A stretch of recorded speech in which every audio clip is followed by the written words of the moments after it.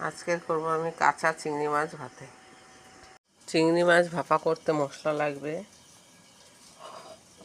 পোস্ত, সাদা সর্ষে,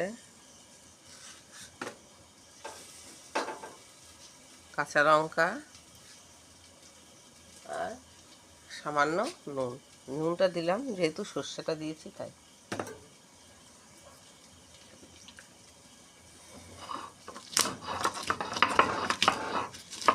মশলা বাটা রেডি।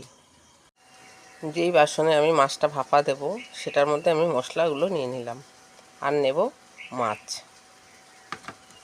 মাছগুলো আমি সব এই মশলার মধ্যে দিয়ে দেব। এই বাসনের মধ্যেই একদম অল্প পরিমাণে হলুদ, স্বাদ অনুযায়ী নুন, কাঁচা তেল,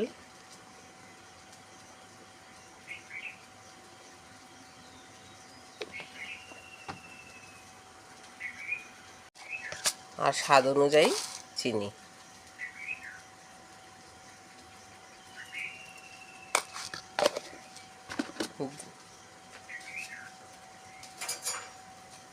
এগুলো সব একসঙ্গে নাড়িয়ে দেব।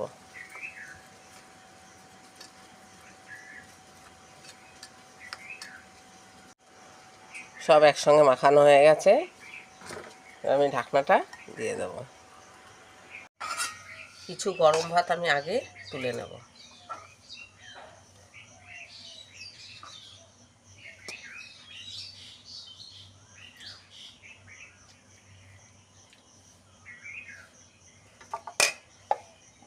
যে টিফিন কারিটায় আমি মাছ মেখে রেখেছিলাম সেটা বসিয়ে দেব।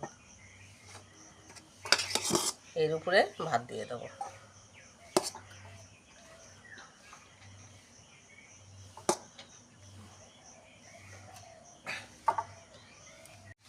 ভাত দেওয়া হয়ে গেছে, এবার আমি এটা একদম ঢাকনাটা আটকে দেবো।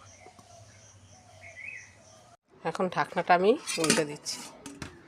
ভাতটা এখন ঠান্ডা হয়ে গেছে, উপর থেকে আমি ভাতটা তুলে নেব।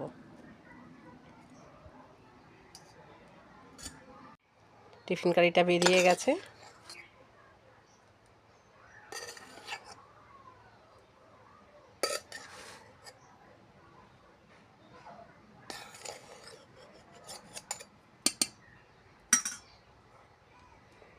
টিফিন কারিটা আমি তুলে নিচ্ছি।